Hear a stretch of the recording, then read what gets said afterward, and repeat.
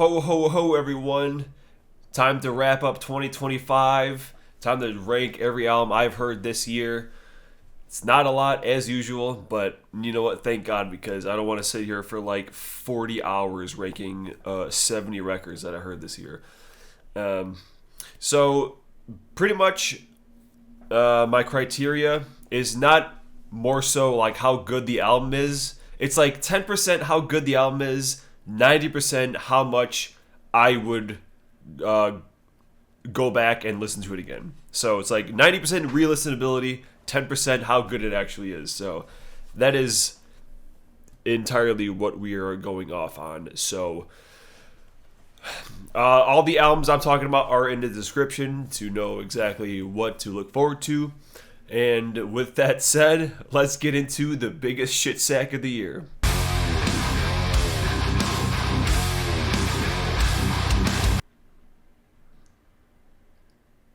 It's so aggravating. It is so irritating how bad Unatoned is.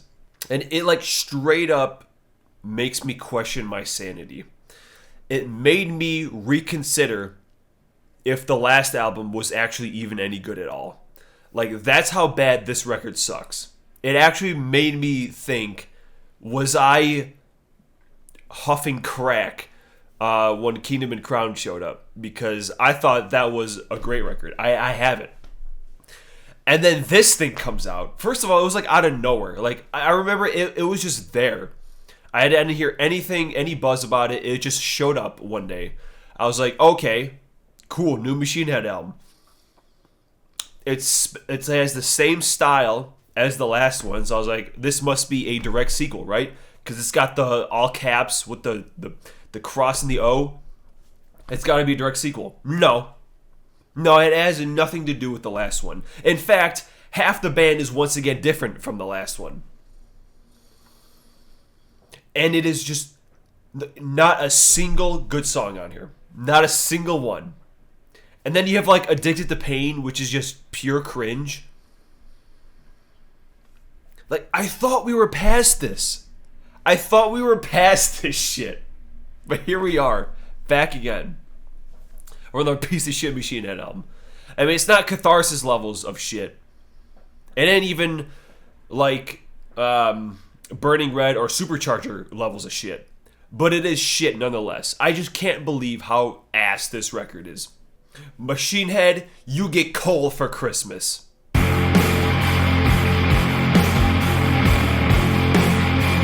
Alright, up next we have a album called Power Sucker from a band called the Young Widows. Never heard of them? Well, I didn't really either till this year. This was a band that my band made me listen to. And I guess this is the first time you will be hearing my thoughts on Young Widows. Yeah, I'm not a fan. I really, really don't like punk. It just kind of annoys me to listen to. Like, the vocals just sound like a drunk dude. And the instruments are, like, slightly painful to hear because I don't know if it's just the production or the riffs or what it is, but it's just rather annoying. But I understand that this is entirely, like, a me thing.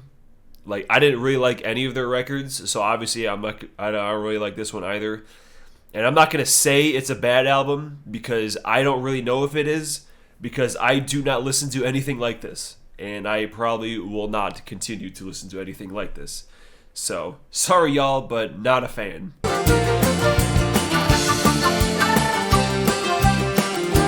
Alright, so Jethro Tull's back again with another throwaway album.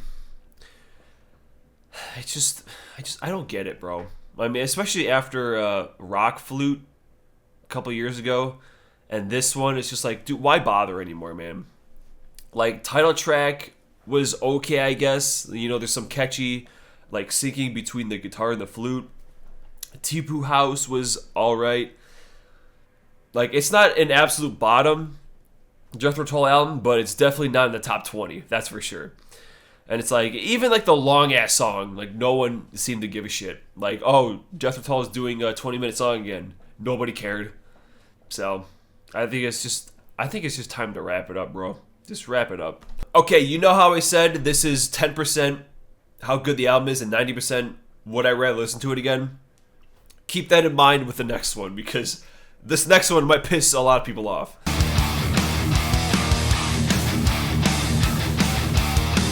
Alright, we're done with the bad albums, okay? Those 3 were the bad albums. All of these, I would not be opposed to listen to again. But on the bottom of that is unfortunately going to be Testament, because I just never really got super into them. Like, it was a good album. Like, don't get me wrong, like the first 3 tracks were like super ham. You know, the drums are batshit insane. But then we get to Meant to Be, which was just not it, man. Like, there's nothing wrong with the clean song, but when it is the longest track on the album, nah, bro. But then we get like more groovy songs with songs like Witch Hunt and Room 117, which was like a nice change of pace. I just kind of got a little exhausted from it, but like, it's all good, bro. Like, it's not y'all, it's me. I don't know. I just never went crazy on Testament. I don't know something about it, but whatever. It's still a good album, but not one I'm gonna be thrown on again soon.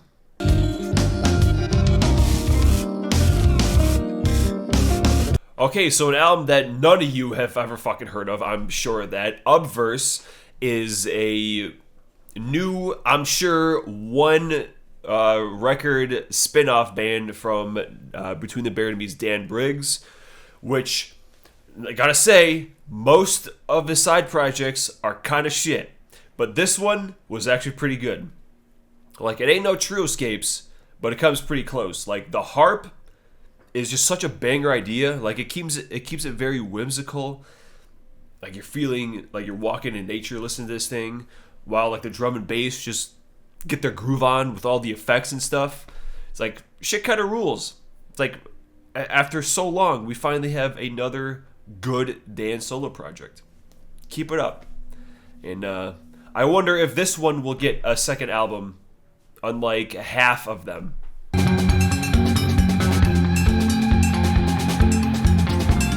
Alright, next up we have Komara II, a supergroup, I guess. It's just weird. It's weird, but cool as shit, basically. Like, you got some weird-ass parts, you got some groovy-ass parts, and some nice clean moments. I did like the creepy guy voice better on the first record as opposed to the lady voice on this one. But it's just a solid good time, and I mean, I wouldn't be opposed to running through these a couple more times. But yeah, it's just a really interesting project that I think is definitely worth checking out if you have not already.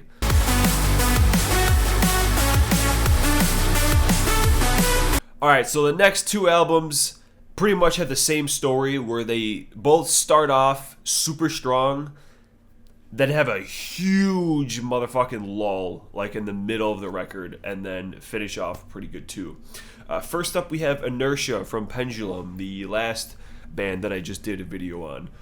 And yeah, like, it starts out great, you know, banger ass Come Alive, which is probably my second favorite song of the year. Archangel, Nothing for Free, all great tracks. And then just a big chunk of just, I don't care about anything over here until the track Guiding Lights. And then that song was pretty cool. I'm assuming that was the AWOL Nation feature making that brutal ass main riff, but that shit was pretty fucking awesome. Then we have Color Fast, nice and solid too, nice and chill song. And then we have tracks like Napalm and Mercy Killing, which are just like unbearably bad. And yeah, we have a Bullet for My Valentine song in here. It sucks ass. Just a lot of stuff that I really do not like, but a bunch of stuff that is also very solid, which pretty much sums up my feeling of the band entirely. They have some like my favorite shit ever, and then just so much I don't give a shit about.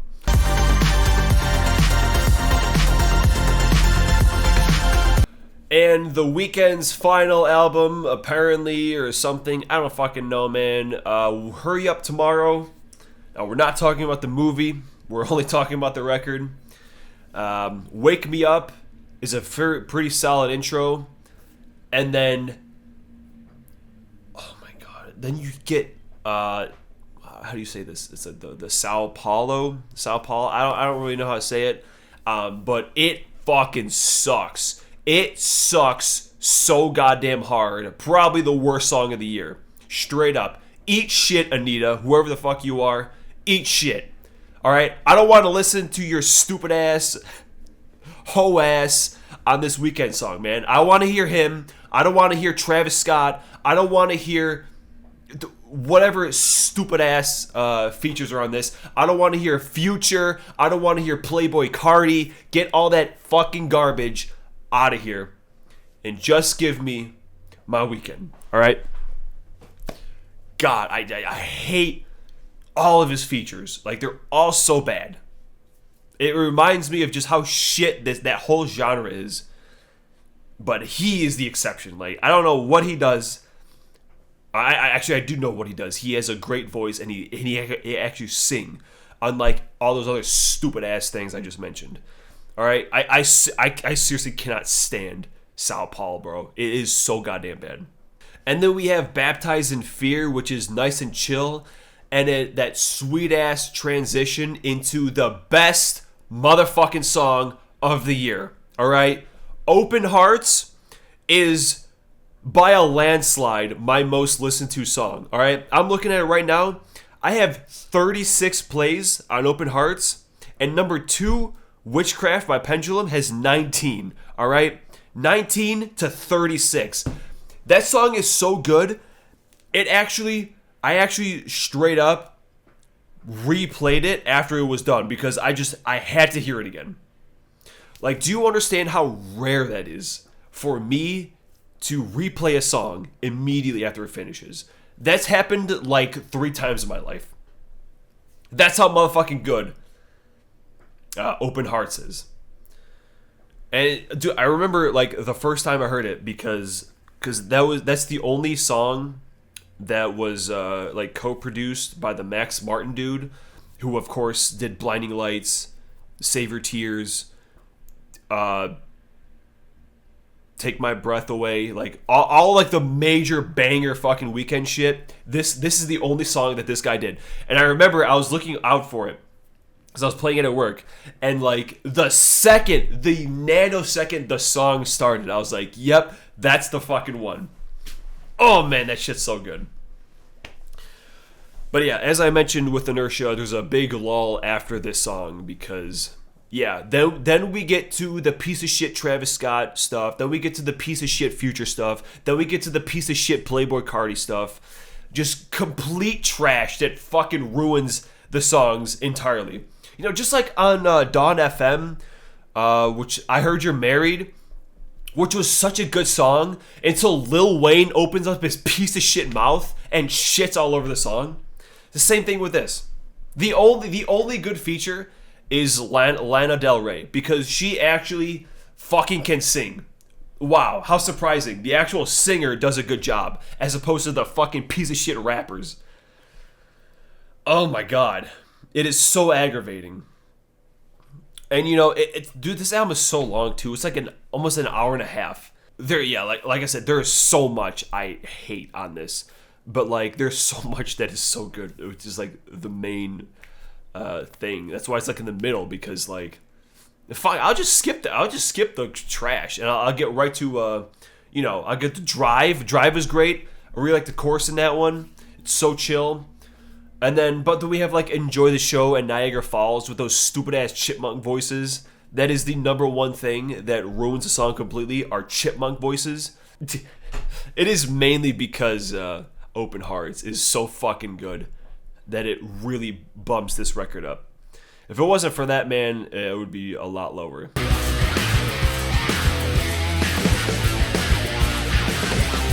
Alrighty, Steven Wilson returns to Prague for 2 long-ass songs. The Overview. I really, really do love the first track. All right, like the intro is great. It's such a like I'm gonna because he separated, so I'm gonna actually use the part things, because I mean it's a 22-minute song, so it's kind of hard to this section. I'm gonna just call them by their sections because they all have titles. Buddha of the Modern Age is like that after that first like his vocal intro, like the rest of that's called Buddha of the Modern Age, and that's just like 2.5 minutes of straight build-up. And like it sounds something straight off of Hand Cannot Erase, which I am a massive fan of. And then that leads into, you got Cosmic Sons of Toil, which is just one big ass riff section, and like it's so good. Like especially live, when we played this fucking thing live, like it went so hard. All right, it went so ham, and yeah. Objects Outlive Us is definitely a top 10 Steven Wilson song. However, the title track, track 2, I'm really not a fan of. And it is entirely because that stupid ass, dumb ass lady narration of 10 to the power of 12, 10 to the power of 15, or whatever. And it goes on for like 5 minutes. And like, it's just annoying. It entirely annoys me. And then it like breaks off into like an actual good part in the middle. And then she comes back later on, does the same shit, 10 to the power of 10. Like I don't fucking want any of that shit. So I mean, we basically have here a 2-track record, and I only like 1 track. So that means I only like half the record. So I mean, it is half. Just like this area is very much like I only like half of this. Including the next one, like half the record I like, half I don't. So that's pretty much where this one sits. I know Steven Wilson is already working on a new record, and when that comes out, I will be redoing his solo stuff, because I think he's had like 3 albums since the last time I done him. So we'll see how I feel about the overview then. But for now, I'll just stick with the first track.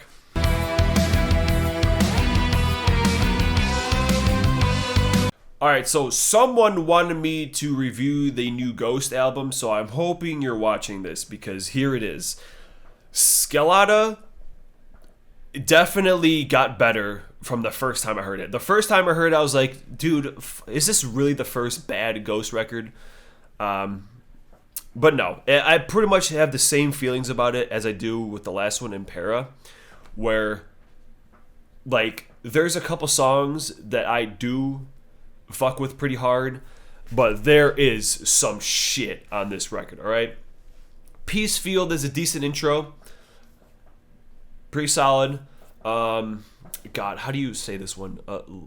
Lacrima, like I think it was the main single. I think it was the first single or the second one. I don't know. It's one of the main singles, Lacrima, or whatever, however we say it. This song could have been great. Unfortunately, you guys ever see a Lars Ulrich parody video where they like imitate how he plays? And you know what Lars does? He does a shitload of snare rolls like fucking everywhere. And that's what this song sounds like. Like, there are so many goddamn snare rolls, it is actually annoying. It's like, could you hit something else, please? It sounds like a Lars parody song.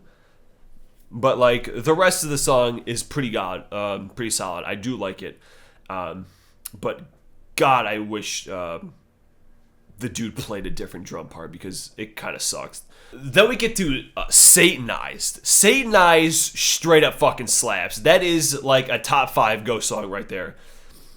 Fucking love that song. Then we have Umbra, which is also pretty sick with that bridge, and I like the chorus in that song too. And then we have just so much mid. There is so much mid on this record. Guiding Light straight up fucking sucks. Excelsis kind of does too. Just not a good outro. Anything I didn't mention already is just mid as fuck. So it's Peacefield, Lacrima, Satanized, and Umbra. Like 2 songs that I really like. 2 songs that are pretty solid, and then just a bunch of fucking whatever. I don't give a shit about any of this. So that's really that's pretty much my feelings on the new Ghost record. So I do miss the glory days where everything on the album was pretty much a banger. I miss those days.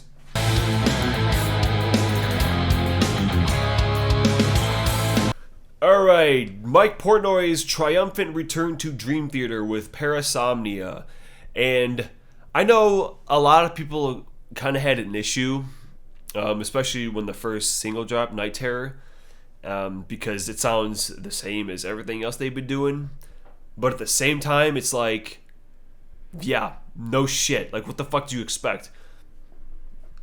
Like, them to be like a completely different band because Portnoy's back? It's like, yeah. I mean, it sounds like Dream Theater. No shit, it does. Like, that bridge riff is pretty fucking sick. And then we get that, like, Shredfest solo. That was pretty awesome. Broken Man is, like, whatever. Dead Asleep, dude, right from the intro, like, that beginning main riff that comes up a few times is pretty fucking gnarly.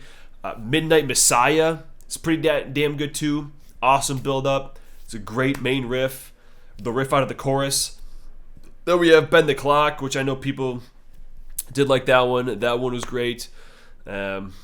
Especially the solo in that song. I thought it was excellent. And then we have the Shadman incident. Or whatever it's called.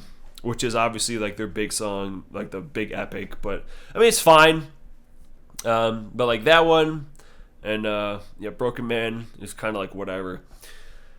Like there's some solid stuff on here. I mean, obviously it's number 4, so I did enjoy it. And I know watched the Mike Portnoy on Drumeo where they talked about like pretty much how this album came to be. And Night Terror is the first song they wrote together, where they're like, oh well, maybe we can try to make something different, or I mean, it's the first record together again, so let's just do what we do and just let it come naturally. And I get that, but at the same time, it's like, okay, well, you got your reunion album. Next one, maybe try to spice things up a little bit. But yeah, I mean, the record was pretty solid.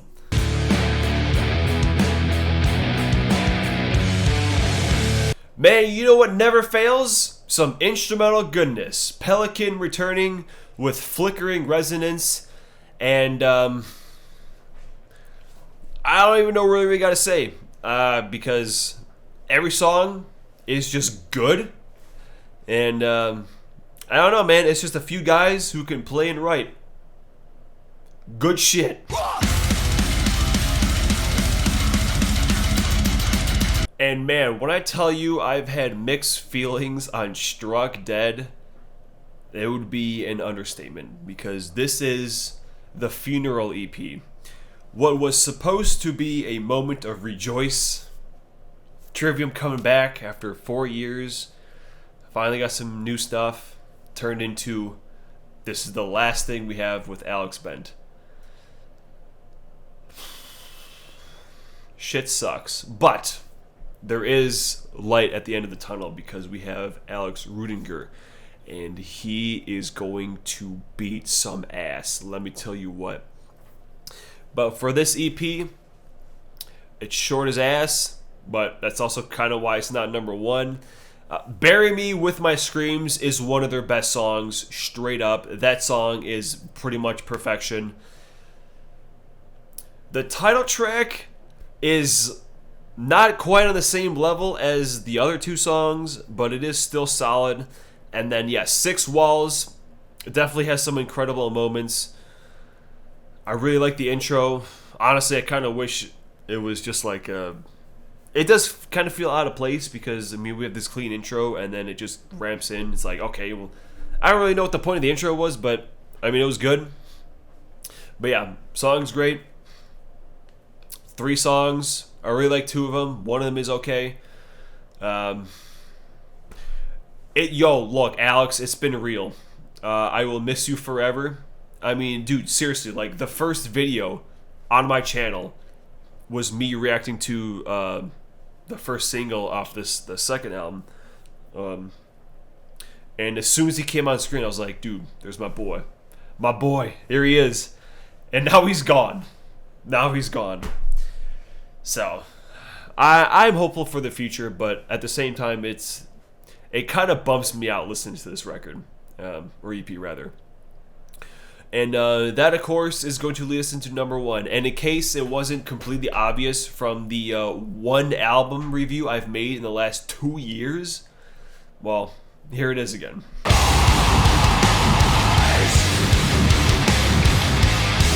Between the Bear and Me coming in at number one with the best album of 2025 with The Blue Nowhere. And yeah, I mean, pretty much made the exact same feelings as when I first talked about this album. I do wish they kept the overture track. I mean, I guess I get why they took it out, but I do love my intro tracks. It's like Automata didn't have one, but I think everything else did. So, yeah, I do miss that. Things We Tell Ourselves in the Dark, great track, great bass grooves. God Terror, fucking brutal as a motherfucker. Shit goes super ham. I very much enjoyed moshing to that song. Absent Thereafter, good stuff. Psychomantium, good stuff. Slow Paranoia, good stuff. The title track, probably my third favorite song of the year. And then Beautifully Human, very nice, good, solid outro. And then, of course, yeah, we still have Door Number 3, which I don't really give a shit about. And then, like, the 2 interludes. So, yeah, I already talked about this album. Like I said, I made a whole video on it. So, if you want me to hear my full thoughts on that, go check that out. And that'll do it for... Oh, actually, I have one more video for you guys coming out this year because we're finally talking about some goddamn Christmas music, which I wanted to do last year, but I forgot. So, yeah, we're not quite done with this year yet. So, thank y'all for tuning in. Let me know what your favorite albums of the year are. And go check out Twin Headlights in the Dark by Cal Swing. It's pretty good. That's also why I haven't been uploading in like 45 days, because I was working on that music video. And working on this video, because obviously listening to albums takes a long time. But yeah, I'll see you with my next Christmas video.